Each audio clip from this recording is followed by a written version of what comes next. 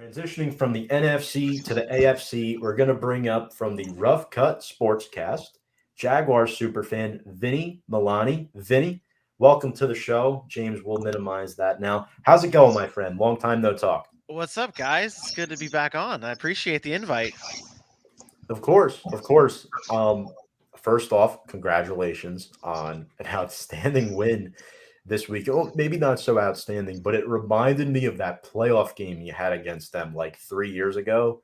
That was just super duper low scoring. Vinny, so my fraternity big, who actually just recently graduated from Full Sail, like you, um, is a Bills fan and was at this game in Jacksonville. And I'm like, God damn it, Albert, you freaking jinxed this football team. What's going through your mind when Jacksonville pulls this off? I'm like, is this really happening? That's basically what it was like. I was just waiting for like the shoe to drop, basically, of like when Buffalo was just going to turn it up, because we saw last week with Buffalo, they played the Dolphins and kind of was off to a slow start. Then they picked it up and got the job done. I was kind of waiting for that moment. I didn't go to the Bills game, but I went to the game when the Jags played the Cardinals here in Jacksonville, and the Jags had that massive kick return at the end of the first half and had the lead going in. And I was like, okay, all right, I got hope here. I got hope. And then was brought down really quickly when the Cardinals turned it up. And I was like, okay, I don't want to have too much hope that the Jags are going to be able to beat the Bills. And then it happened, and I was pretty stoked. I was pretty excited. Yeah, man. Look, I've been pulling for Jacksonville all season long as an honorary Floridian. Look, it's been a rough going, but Josh Allen to Josh Allen. I mean, History making. I mean, guys, the NFL was drunk this week. I don't know what happened, but I don't know what people were drinking out there. But this is why we play the games, right? This is why we play the games every week, because you never know who could come out on top. We look at Tennessee, the best team record wise in the AFC, 7-2, lost to the Jets. Yep. Yeah. Crazy to think about, right?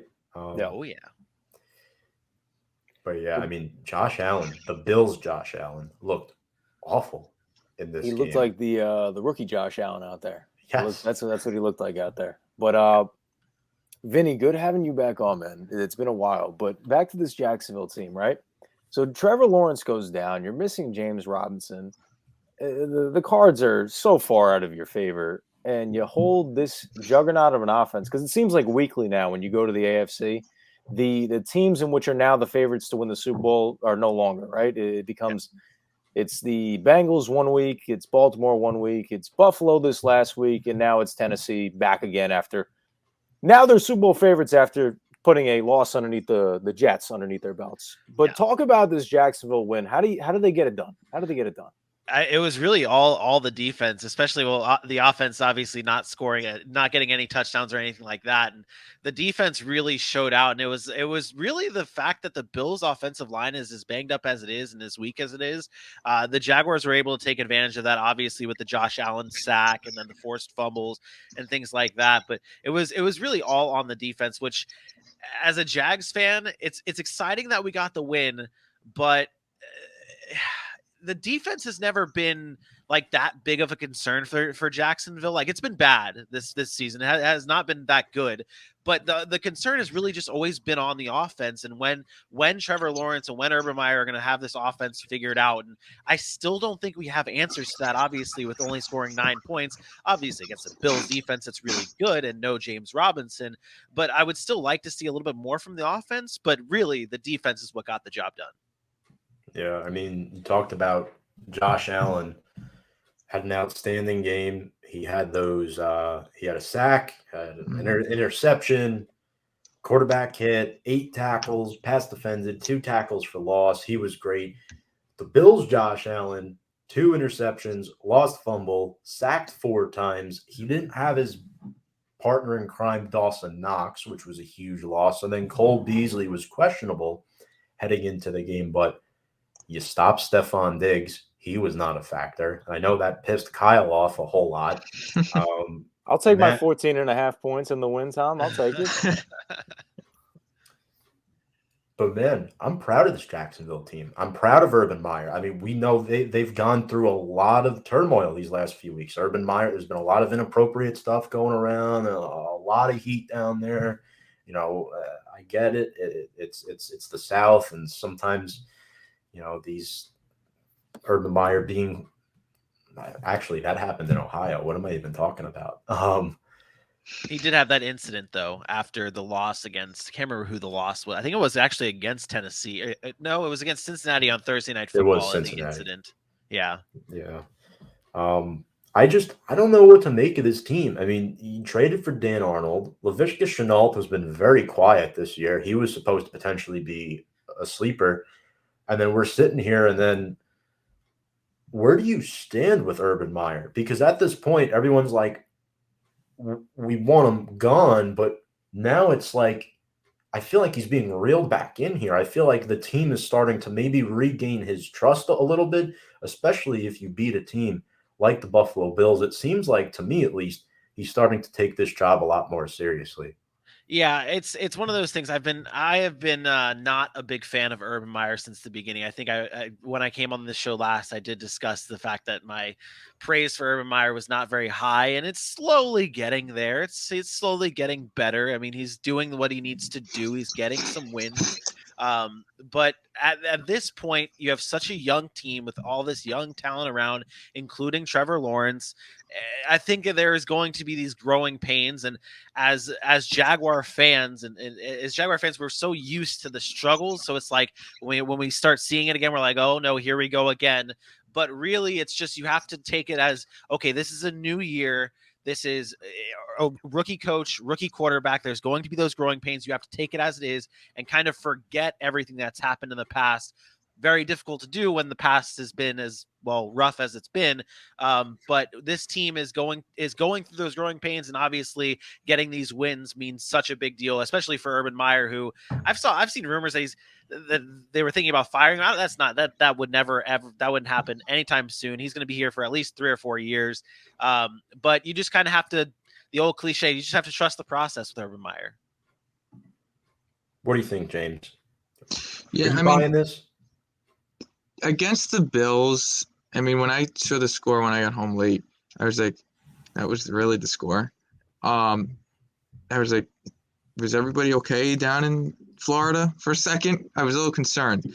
I think it's going to give Urban Meyer time to do a transition from college football life to the NFL, because as we see it with players, it's a complete 180, 360 to what they're used to in college ball, destroying teams, to then getting on the football field and either getting trucked by these guys 2 times bigger the size, or like Trevor Lawrence, never pretty much lost in his career, and now he's losing.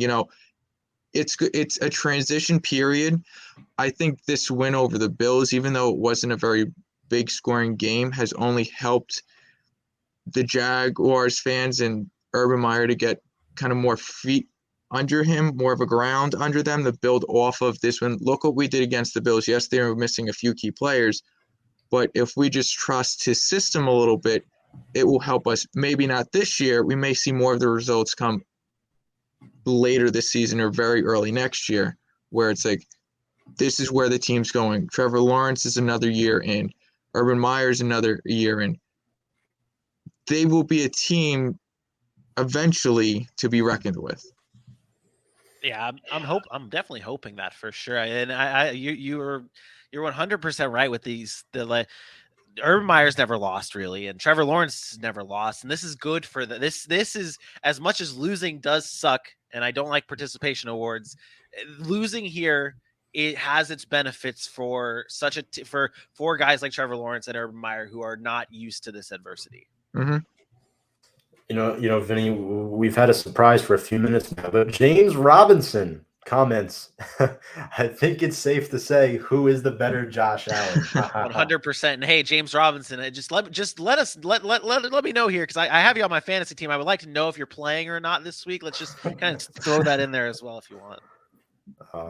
Yeah, no, I have him as well in one of my leagues, so I'm really hoping he plays, which kind of transitions into this next comment here from Daniel. Travis Etienne gets integrated into the offense. You sure miss him too. Yeah, that's one of Urban Meyer's guys, and we see it what we're seeing from Jamal Agnew right now is exactly what the Jaguars wanted to use Travis Etienne for.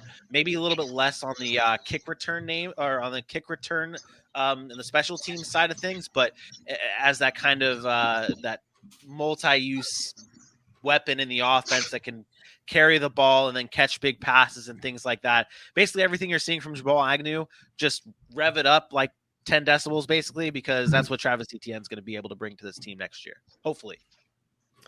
Now, I want to ask you this, and by no means am I trying to map Jacksonville out as this all of a sudden great football team, because they're not, right? We're going to be realistic and say they're not a good football team right now.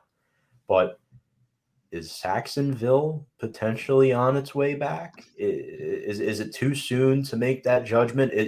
Is Josh Allen a guy who can kind of spin this back in that direction? I don't want to say that they're back just yet. I don't know if I feel comfortable about that yet, because this defense really, up until this game, wasn't that good. It hasn't been that good. But obviously this game is a really good, hopefully maybe a turning point to get back to that. But I remember when I was on this show last time, I brought up the fact that the Jaguars switched to that 3-4 defense under Joe Cullen.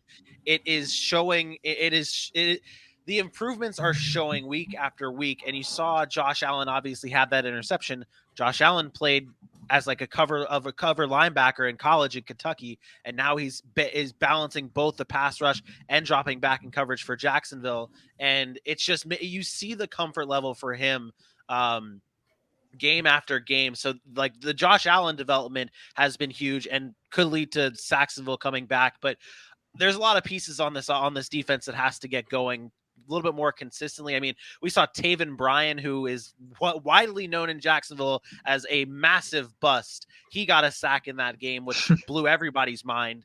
But if we start seeing that type of consistent play, then we can maybe start considering Saxonville being back. I know Jags fans would love that. I know people in Jacksonville would love to be able to call ourselves Saxonville again. Didn't Bryan have 2? I thought he had 2. I thought he had 2 sacks in that game. Let me intrigued. I'd be even more mind blown if he had 2. I remember seeing the one and I was like, is this? Yeah, he had 2. Wow, look at that. Unreal. What a guy. Yeah. And Rudy Ford too. Just like talk about him. He was impressive in this game. 3 passes defended, 1 pick. Another guy not really talked about that much. I really like the youth movement here with this defense. It's probably going to take a couple of years, but I mean, things could be headed in the right direction if these players continue to play like this, because I'm looking at your schedule the next 3 weeks. It's not impossible. I mean, it's not easy, but at the Colts, hosting the 49ers, and then the Falcons. So you get back-to-back home games against 2 teams that could potentially be competitive football games. I mean, you just beat the Bills, so anything is really possible at this point with this team. Yeah, after this wild week 9, I think anything is possible just for about any team in this NFL after just the insanity that we saw. But I mean, the AFC South, they had to go up against the NFC West. So most of the Jaguars obviously started this season off against Arizona. They played Tennessee. They've played Denver. They played Seattle. They've gotten most of these hard games out of the way. So hopefully they can really turn it up in the second half of the season. Traveling to Los Angeles, though, kind of scares me because I don't think that'll be fun. It'll be just like what we saw with Seattle. But there is hope. There is hope, and even through losses, the Jaguars are still showing heart, and unknown players are stepping up. Yeah, and look at this. Even Denver locked Dallas down. That's another big upset this past year. One more Vinny, comment. you talked about this defense stepping up. You talked about this defense stepping up, and obviously I don't want to say the elephant in the room, but the guy that people are really waiting to bust out is Trevor Lawrence. And obviously the team that they've put in front of him, especially the offense, because obviously he plays on the offensive side of the ball, is not so good right now. I don't think anybody's saying what they've given him is a winnable or positive situation, and then losing DJ Chark for the entirety of the season doesn't make it better. Losing Travis Etienne, which Again, first-round pick, quarterback, running back connection in Clemson, even though he still has James Robinson. That would have been nice to see as well. But what have you seen so far from Trevor Lawrence this year in terms of positives? Because he has not looked great. Below 60% completion percentage, 8 to 9 ratio in terms of touchdown interception ratio. Not that many passing yards to go along with it. But what have you seen through 9 weeks of football so far?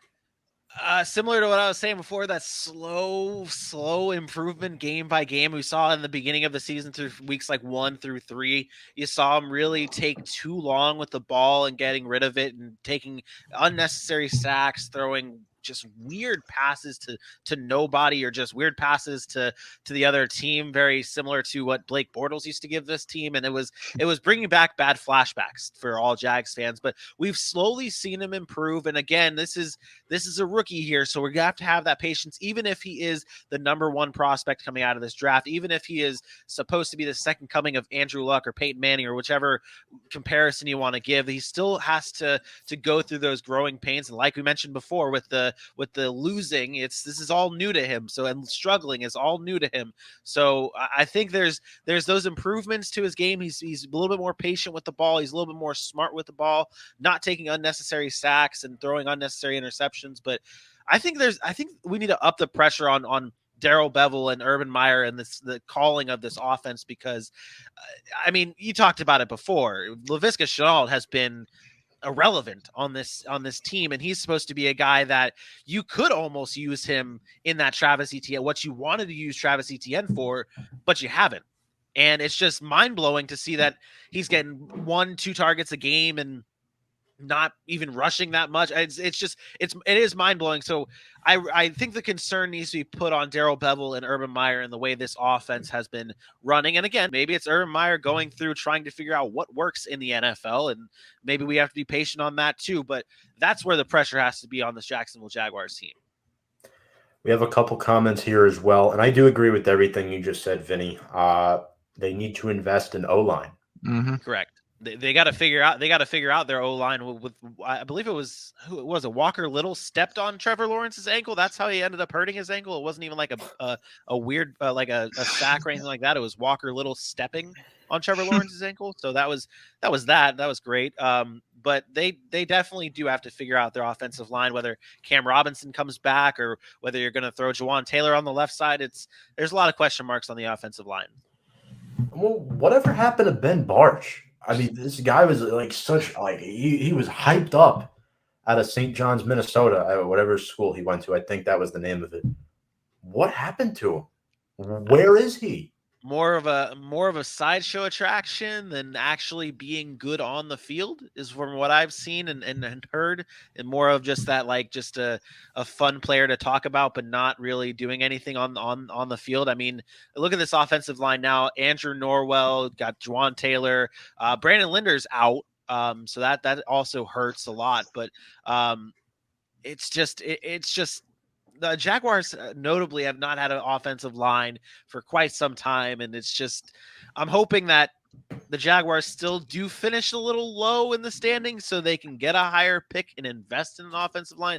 We definitely don't want to be like what the Bengals have with Joe Burrow, where they needed an offensive lineman and then didn't get an offensive lineman. And that's just a mess.